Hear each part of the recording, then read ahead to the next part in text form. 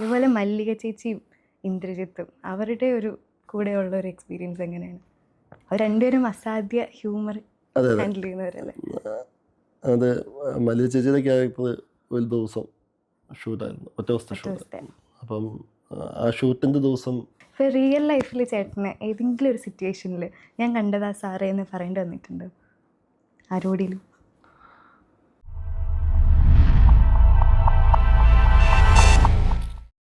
ഇതുപോലെ മല്ലിക ചേച്ചിയും ഇന്ദ്രജിത്തും അവരുടെ ഒരു കൂടെയുള്ള ഒരു എക്സ്പീരിയൻസ് എങ്ങനെയാണ്? അവർ രണ്ടുപേരും അസാധ്യ ഹ്യൂമർ അതെ അതെ ഹാൻഡിൽ ചെയ്യുന്നവരല്ലേ? അത് മല്ലിക ചേച്ചിയുടെ ക്യാരക്ടർ ഒരു ദിവസം ഷൂട്ടായിരുന്നു, ഒറ്റ ദിവസത്തെ ഒറ്റ ഷൂട്ട്. ദിവസത്തെ. അപ്പം ആ ഷൂട്ടിൻ്റെ ദിവസം എനിക്ക് ക്ലൈമാക്സിൻ്റെ കുറേ കാര്യങ്ങളിൽ ഒരു ക്ലിയർ ചെയ്യാനുള്ളതുകൊണ്ട് എനിക്ക് അവിടെ പോകാൻ പറ്റത്തില്ല. പക്ഷേ പോയ എല്ലാവരും പറഞ്ഞത് വളരെ വന്ന് ഗംഭീരമായിട്ട് ചെയ്ത് പോയെന്നാണ്. സത്യം പറഞ്ഞാൽ എനിക്കൊന്ന് നേരിട്ട് കണ്ടൊരു ഫോട്ടോയെങ്കിലും എടുത്ത് ഇനിയും കാണുമ്പോൾ വേണം അത് പറഞ്ഞിട്ട് ചെയ്യാന്നുള്ള.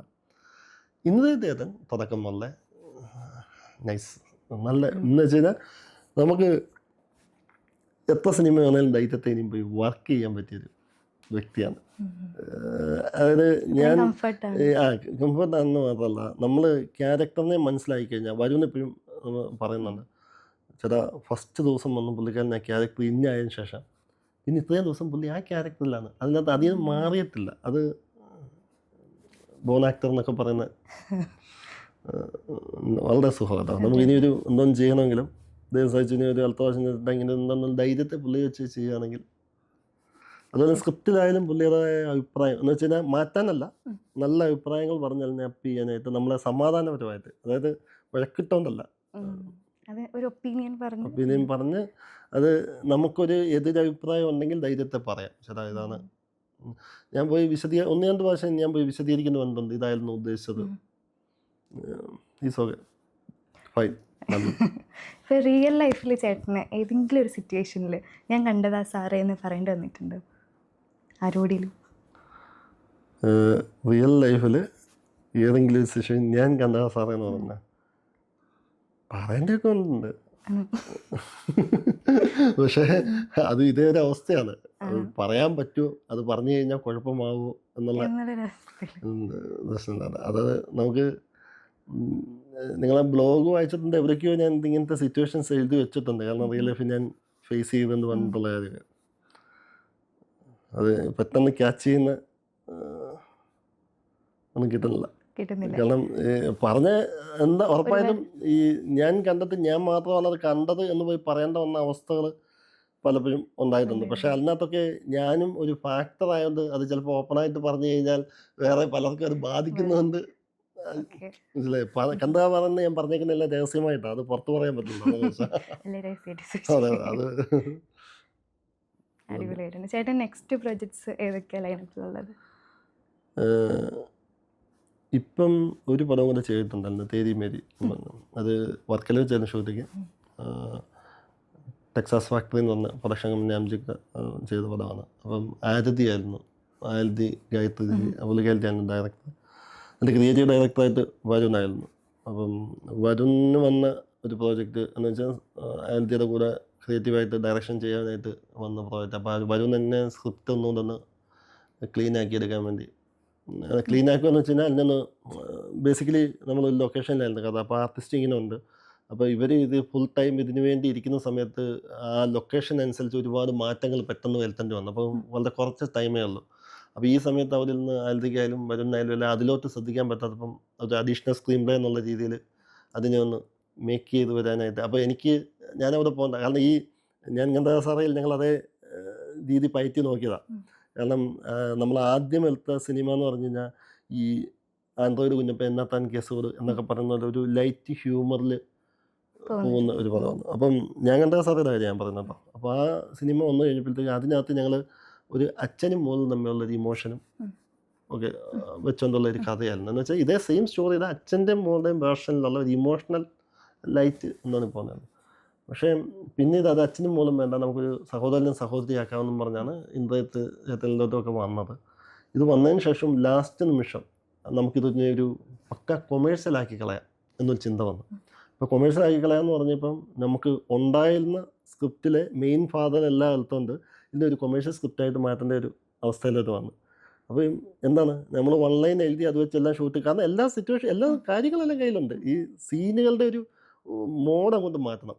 അപ്പം ഞങ്ങൾ അതിനുവേണ്ടി തലേദിവസം ഇരുന്ന് ഞാൻ എഴുതുന്നു, രാവിലെ കൊടുക്കുന്നു, ഉച്ചയ്ക്ക് പോയി എഴുതുന്നു. അതാ ഞാൻ പറഞ്ഞു, ഈ സ്ക്രിപ്റ്റും കൊണ്ട് വരുമ്പോഴാണ് ബൈജു ചേട്ടൻ ഇരിക്കുന്ന ക്യാരവാൻ കാണുമ്പോൾ ഞാൻ അപ്പുറത്തൂടെ ചാടി മതിലേറി വരുന്നത്.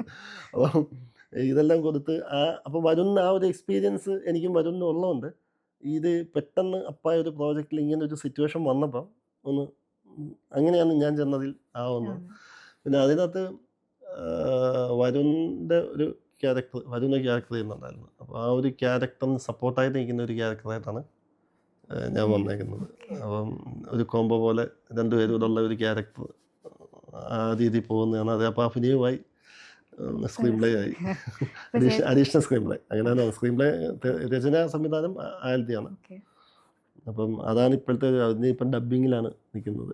ഇപ്പോൾ ഒരു റൈറ്ററും ആക്ടറും ഡബ്ബിങ് ആർട്ടിസ്റ്റും അല്ല, ഡബ്ബിങ് ആർട്ടിസ്റ്റ് എന്ന് പറയാം. നിങ്ങൾ ഉദ്ദേശിക്കുന്ന ഡബ്ബിങ് ആർട്ടിസ്റ്റ് അല്ല, എൻ്റെ ക്യാരക്ടറിന് ഞാൻ സൗണ്ട് കൊടുക്കാത്തതാണ്. ഇപ്പോൾ ഡയറക്ഷനിലേക്ക് വരാൻ എന്തെങ്കിലും ചാൻസസ് ഉണ്ടോ? സത്യം പറഞ്ഞു കഴിഞ്ഞാൽ ഡയറക്ഷൻ ഇപ്പോൾ ഈ 2 പടത്തിൽ കൂടെ വന്നപ്പോൾ എനിക്ക് മനസ്സിലായി അത് എനിക്ക് പറ്റിയ പണിയല്ല. അല്ല, മെയിൻ 2-3 കാര്യമുണ്ട്. ഒന്നെന്ന് പറഞ്ഞു കഴിഞ്ഞാൽ എഴുതാൻ ഭയങ്കര ഇൻട്രസ്റ്റാണ് നമുക്ക്. നമ്മുടെ മനസ്സിൽ നിന്നുള്ള ഈ മറ്റൊരാൾ എഴുതിയത് ഒരിക്കലും എനിക്ക് ഡയറക്റ്റ് ചെയ്യാൻ തോന്നത്തില്ല. കാരണം എനിക്ക് എഴുതാൻ അറിയാവുന്നതുകൊണ്ട് മറ്റൊരാൾ എഴുതി ചിലപ്പോൾ എൻ്റെ മനസ്സിൽ ആ വിഷ്വൽ കയറിയെന്നില്ല. ഇനി എനിക്ക് എഴുതി കഴിയുമ്പോൾ നമ്മുടെ ആ സന്തോഷം ഓക്കെ. ഇനി അതിനൊരു പ്രോജക്റ്റ് ആക്കുക എന്ന് പറഞ്ഞു കഴിഞ്ഞാൽ യഥാർത്ഥത്തിൽ ഒരു ഡയറക്ടർ ക്രിയേറ്റീവായിട്ട് ചിന്തിക്കുന്ന കാര്യം അതിൽ കാണത്തില്ല. ഞാൻ ആ റൈറ്ററിൻ്റെ ഭാഗത്ത് നിന്ന് കാണത്തുള്ളൂ. പക്ഷെ അങ്ങനെ ചെയ്യുമ്പം അത് എത്രത്തോളം വർക്കാവും എന്നുള്ള കാര്യം മാത്രമല്ല, ഈ 2 പടത്തിലും ഇപ്പം പ്രധാനമായിട്ടും ഞാൻ കണ്ട സാറയിൽ ആ ഒരു പടം ഇറക്കാനായിട്ട് വരും നിലത്തെ എഫർട്ട് കൂടെ ഒന്ന് കണ്ട എന്ന വ്യക്തി എന്നുള്ള നിലയിൽ ഡയറക്ഷൻ നമുക്ക് എളുപ്പമുള്ള പണി വാങ്ങിയാൽ വലുതും എപ്പോഴും പറയും ചില ഒരു പടമെങ്കിലും ഡയറക്റ്റ് ചെയ്യാം. നമ്മൾ എന്തെങ്കിലും ചെയ്യാം, അന്ന് വന്നൊന്നും ചെയ്ത് കണ്ട് ഞാൻ എൻ്റെ പേരും എല്ലാം വെച്ചോളാം. കാരണം അല്ലാതെ എന്നെ കൊണ്ട് ഇത്രയും കഷ്ടപ്പെട്ടത് എനിക്ക് പറ്റില്ല. ഇപ്പം നമ്മുടെ ഇൻ്റർവ്യൂവിന് വരുന്ന എല്ലാവരോടും നമ്മൾ ചോദിക്കുന്ന ഒരു ചോദ്യമുണ്ട്, ടീ സ്റ്റുഡിയോസിൻ്റെ ഒരു തീ ചോദ്യം. അപ്പോൾ നമ്മുടെ എല്ലാവരുടെ ലൈഫിൽ സക്സസ് ആവാൻ വേണ്ടിയിട്ട് ഒരു ഫയർ കാണുമല്ലോ, ഒരു തീ കാണുമല്ലോ. ചേട്ടൻ്റെ ലൈഫിൽ അങ്ങനെ ഒരു തീ എന്തായിരുന്നു? സക്സസ് ആവാൻ വേണ്ടി ഒരു ഫയർ തീർച്ചയായിട്ടും എന്ന് വെച്ച് കഴിഞ്ഞാൽ ഇത് അതിൻ്റെ ഒരു ബേസിക് തുടങ്ങുന്നത് എന്ന് പറഞ്ഞു കഴിഞ്ഞാൽ 2008 ഞാനിപ്പോൾ സക്സസ് എന്ന് പറയുന്നത് മറ്റൊരാളുടെ കാഴ്ചപ്പാടാണ് എന്നെ സംബന്ധിച്ച്. മനസ്സിലായത് നമ്മുടെ നാട്ടുകാരാവും അവൻ വിജയിച്ചെന്ന് പറയാം. എന്നെ സംബന്ധിച്ച് എനിക്ക് സക്സസ് അല്ല, സാറ്റിസ്ഫാക്ഷൻ ആണ്. അല്ല, നമ്മൾ ചെയ്ത കാര്യത്തിൽ നമുക്ക് സംതൃപ്തി. ഞാൻ വിജയിച്ചു എന്ന് ഞാനല്ല പറയണ്ടേ, ചുറ്റുമുള്ളവരാ പറയുന്നത് അവൻ വിജയിച്ചു എന്ന്. ഞാൻ വിജയിച്ചോ ഇല്ലയോ എന്ന് ഞാനാണ് തീരുമാനിക്കുന്നത്. ഞാൻ വിജയിക്കുമ്പോഴാണ് എനിക്ക് സംതൃപ്തി കിട്ടുന്നത്. അപ്പം ഇതൊരു തുടക്കം മാത്രമാണ്. പക്ഷേ ഈ തുടക്കത്തിലോട്ട് വരാനുള്ള കാരണം എന്ന് പറഞ്ഞാൽ ഈ ഫയർ എന്ന് പറയുന്നത് ഞാൻ പറയാം, സത്യം പറഞ്ഞു കഴിഞ്ഞാൽ ഞാൻ ആദ്യമേ കഥ എഴുതി തുടങ്ങുന്നത് 2008 എന്ന് വെച്ച് കഴിഞ്ഞാൽ ശരിക്കും അവിടെ തന്നെ ബേസിക് ആരംഭിച്ചു. ഞാനൊരു ദൈവവിശ്വാസിയാണ്.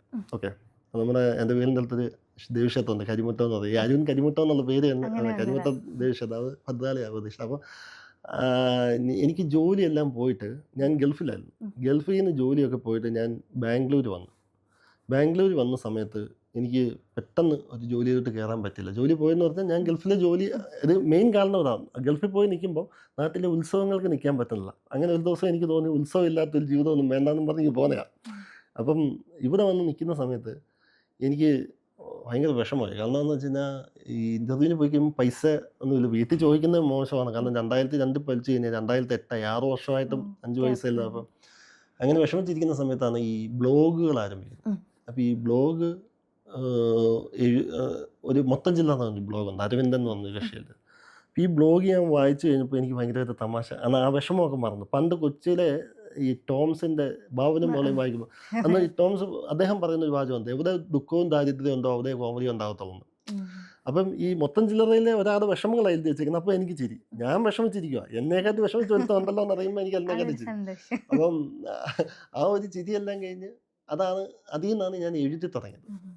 എഴുതിയെല്ലാം കഴിഞ്ഞിട്ട് ഇതേപോലെ എൻ്റെ ഒരു പുസ്തകങ്ങൾ ഇറങ്ങി. ഒരു പുസ്തകം വായിച്ചിട്ട് എനിക്കൊരു കോള് വന്നു ഇതുപോലെ.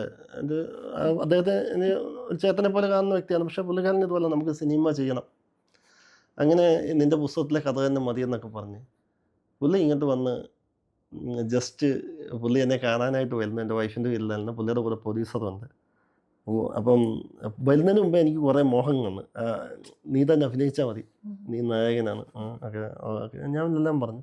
വന്നിറങ്ങി എന്നെ കണ്ടു കഴിഞ്ഞപ്പോഴത്തേക്ക് ഒന്ന് അത് കൈയൊക്കെ ശോഷിച്ചിരിക്കുക. ഒരു നായകന് ഇതല്ല വേണ്ടത്. ഓക്കെ, നാക്കിന് ഈ കൊത്തുകളൊന്നും നമുക്ക് ആർട്ടിസ്റ്റായിട്ട് പോലും പറ്റില്ല. അപ്പോൾ ഇത് അന്ന് അവിടെ വെച്ച് അതൊരു ഫയറാണ് എന്നെ സംബന്ധിച്ച്. കാരണം അവിടെ വെച്ച് ഞാൻ ശരിക്കും മാനസികമായിട്ടൊന്ന് ഡൗൺ ആയെന്നല്ല ശരി. അപ്പം ഞാൻ ആക്ടിങ് എന്നുള്ള കാര്യം എൻ്റെ മനസ്സിനെ ദൂരെ ഇനിയിപ്പം മനസ്സിലായില്ല. ഇനിയിപ്പം എഴുത്ത് നോക്കാം എന്ന്. പിന്നെ എഴുത്തിലോട്ടായി കൂടുതൽ ശ്രദ്ധകൾ. പക്ഷേ അതിൽ നിന്ന് ഞാൻ പറഞ്ഞില്ലേ, ഈ ചെറിയ ഒരെണ്ണത്തെ അഭിനയിച്ചു എന്ന് പറയുന്നത് ഞാൻ പറഞ്ഞ അഭിമാനത്തോടെ പറയും. എഴുത്തിൽ നിന്നുള്ള ഞാൻ 14 വർഷത്തോളം കഷ്ടപ്പെട്ട് ദൈവം അമ്മ തന്ന അനുഗ്രഹം എന്നും പറഞ്ഞ് വന്ന പോലെ തന്നെയാണ് ഇതും. അഭിനയിച്ചു എന്നുള്ള ഇച്ചും കൂടെ അഭിമാനത്തോടെ പറയുന്നത് അന്നത്തെ ആ ഒരു അതെനിക്കൊരു ഭയങ്കരമാണ്. കാരണം അത് വിചാരിക്കുന്നതല്ല. അത് ആക്ച്വലി പുള്ളി ബോഡി ഷെയിം ഒന്നും ചെയ്തില്ല. പുള്ളി തന്നെ വലിയ കാര്യം, എപ്പോഴും നല്ല സുഹൃത്താണ്. പുള്ളി ഇത് സത്യസന്ധമായിട്ട് പറഞ്ഞത്. കാരണം അന്നത്തെ പുള്ളിയുടെ മനസ്സിലെ സിനിമാ സങ്കല്പത്തിലെ അതെന്ന് വെച്ചാൽ 2010 സിനിമാ സങ്കല്പത്തിലെ ഒരു ഹീറോ സങ്കല്പം അല്ല, ഹീറോ അല്ല, ഒരു ആക്ടറിൻ്റെ സങ്കല്പം എന്ന് പറഞ്ഞു കഴിഞ്ഞാൽ ശരിക്കും പൊട്ടിയിട്ട് നല്ല പുഷ്ടിയോടെ കൂടി നിൽക്കുന്ന ഒരു വ്യക്തി എന്നുള്ള രീതിയാണ്. അപ്പം അതിൻ്റെ ഒരു പേരിൽ പറഞ്ഞതാണ്. പക്ഷേ അന്ന് ഞാൻ മനസ്സിലാക്കി അതിന് മുമ്പ് എഴുതിയിട്ടില്ല. അതിൽ പിന്നെയും കഴിവതും ബോഡി ഷേമിങ് വരുന്ന കാര്യം ഒഴിവാക്കാൻ ശ്രമിക്കാറുണ്ട്. പക്ഷേ ചില ക്യാരക്ടേഴ്സ് ആ ക്യാരക്ടറോട് അങ്ങനെ സംസാരിക്കത്തുള്ളെങ്കിൽ നമ്മൾ എഴുതി വെക്കും. മനസ്സിലായില്ലേ? ഞാൻ ചിലതിന് വഴക്കിട്ടുന്നുണ്ട്. ഈവൻ ഈ ഞാൻ കണ്ട സാറേ പോലും ഞാൻ 2-3 സംഭവങ്ങൾ മാറ്റിച്ചിട്ടുണ്ട്. അത് പറ്റില്ല. കാരണം ബോഡി ഷേമിങ് എന്നല്ല, ആ ഒരു എന്തോന്ന് ആ ഒരു ക്യാരക്ടറിന് അത് ശരിക്കും പറഞ്ഞു കഴിഞ്ഞാൽ അത് മാറ്റേണ്ട ആവശ്യമൊന്നുമില്ല. കാരണം പക്കയായിരുന്നു.